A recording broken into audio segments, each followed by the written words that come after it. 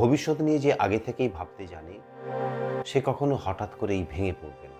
বর্তমানকে যে সঠিকভাবে চালাতে জানে সে কখনো ভবিষ্যতের কাছে ভিক্ষে চাইবে না। যে মানুষ আগাম সতর্ক সে বিপদ আসার আগেই দরজা বন্ধ করে দেয়। আর যে মানুষ বর্তমান বুদ্ধিসম্পন্ন সে বিপদ যতই আসুক ঠিক পথ বের করে নেয়। এই দুজনেই সুখের অধিকারী, কারণ সুখ আসে প্রস্তুতি থেকে, আকস্মিক সৌভাগ্যে নয়। যে শুধু বলে দেখা যাবে, ভবিষ্যৎ তাকে টাটা বাই বাই করে দেয়, সে নিজেও ভবিষ্যতে হারিয়ে যায়। যে তথাকথিত আজকে অবহেলা করে আগামীকাল তাকে অবহেলা করে। কারণ ভবিষ্যৎ কোনো কল্পনা নয়, ভবিষ্যৎ আজকের পরিকল্পনা।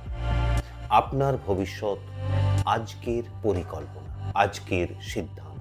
আজ যদি তুমি দায়িত্বশীল হও, আগামীকাল তোমার কাছে ঋণী থাকবে। আর আজ যদি তুমি উদাসীন হও, আগামীকালও তোমার প্রতি উদাসীন হয়ে যাবে, তোমাকে শাস্তি দেবে। যে মানুষ ভবিষ্যৎকে অবহেলা করে সে মানুষ ভবিষ্যৎ দ্বারা অবহেলিত হয়।